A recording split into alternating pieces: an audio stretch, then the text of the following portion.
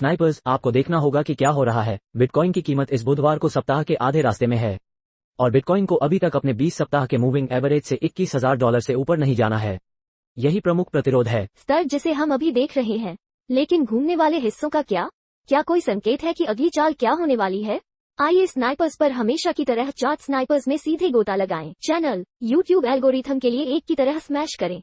यदि आप इन 6 बजे के अपडेट का समर्थन करते हैं तो अभी बिटकॉइन 20,600। आप यहाँ देख सकते हैं कि इतना महत्वपूर्ण क्या है इस मौजूदा प्रतिरोध स्तर के बारे में।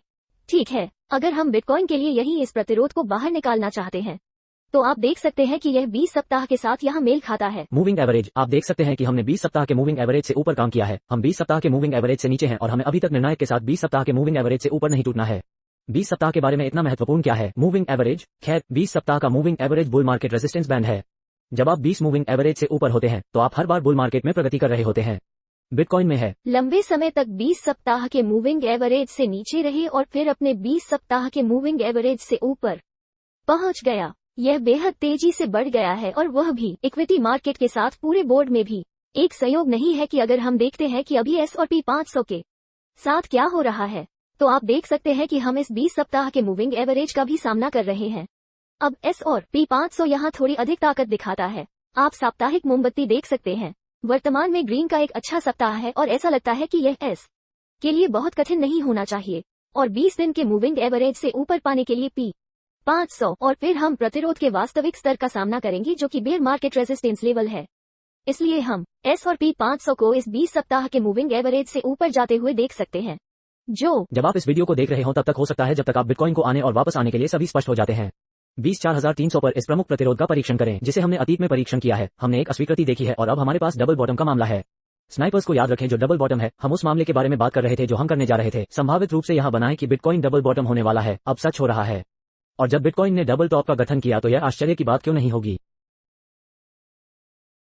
से शुरू करें और इसलिए एक डबल बॉटम यहाँ कोई आश्चर्य की बात नहीं होगी और इसलिए उस 20 सप्ताह के मूविंग एवरेज से ऊपर पहुंचने से 24,300 का दरवाजा खुल जाता है। यही कारण है कि तत्काल अल्पावधि समय सीमा में अभी अल्पावधि प्रतिरोध $21,000 है और फिर उससे ऊपर उठना एक बार फिर से लगभग 15% चालों के लिए दरवाजा खोलने वाला है $21,000 और फिर हम उस दरवाजे को खोलते हैं।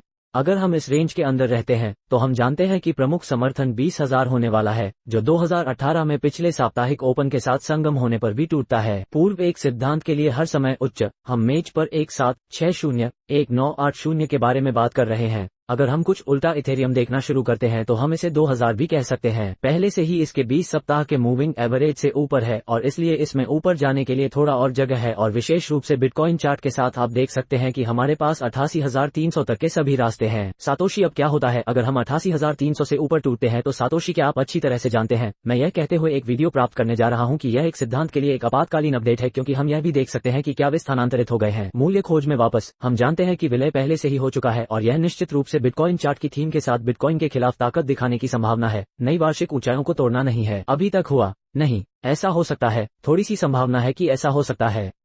अभी 20 सप्ताह में मूविंग एवरेज और बिटकॉइन क्यों है? क्या यह विचार के लिए कुछ खाना नहीं है? और फिर चलो रैप अप करें और कुछ घूमने वाले हिस्से के स्नाइपर्स के बारे में बात करें।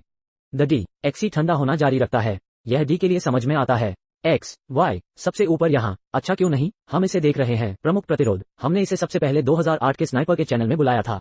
आप देख सकते हैं कि जब से हमने 114 को मारा है तब से हमें अभी तक डी देखना बाकी है। XY नई ऊंचाइयों का निर्माण करता है। मैंने डी को देखा। XY अतीत में यहाँ उल्टा है। हमने देखा है कि बेल बाजार इस प्रतिरोध स्तर से टकराने के परिणाम स्वरूप आते हैं। फिर ऐसा क्यों नहीं होगा? और यही कारण है कि DXY 114 के लिए ठंडा हो रहा है। हम उस पर नजर रखना जारी रख रहे हैं। इसके अलावा मैं कहूंगा कि जासूसी चार्ट के बिटकॉइन के अलावा बाकी सब कुछ काफी बासी है। माय गॉश, इस सुंदरता को देखो।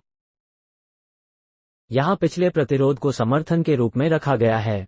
यह वही है जो हम यह मानना चाहते हैं कि बिटकॉइन के लिए अपर ट्रेंड अभी भी यहाँ बरकरार है और इसमें बेहतर प्रदर्शन करने की क्षमता है। S&P 500 किसी भी समय।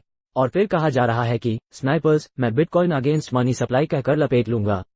आप 20 सप्ताह के मूविंग एवरेज के थोड़ा करीब देख सकते हैं। बिटकॉइन $, की कीमत में हम जापान को देख रहे हैं कि चीन 3% यूरो से अधिक था जो 1% से अधिक था। इसलिए अंतर्राष्ट्रीय बाजार ठीक दिखते हैं। समग्र बाजारों के लिए चीजें बहुत खराब नहीं दिख रही हैं। ऐसा लग रहा है कि हमारे हाथों पर एक संभावित उलटफेर है। हम देख रहे हैं क्या सिक्का प्रमुख कदम उठाता है। मुझे लगता है कि यह 11% ऊपर था आज। तो देखते हैं क्या होता है। स्निपर्स 6M अपडेट के लिए स्नाइपर्स चैनल में ट्यून करने के लिए आप सभी को धन्यवाद देते हैं। यदि आप इस सामग्री का समर्थन करते हैं और अगले तक YouTube एल्गोरिथम के लिए लाइक बटन को स्मैश करते हैं। Time snipers.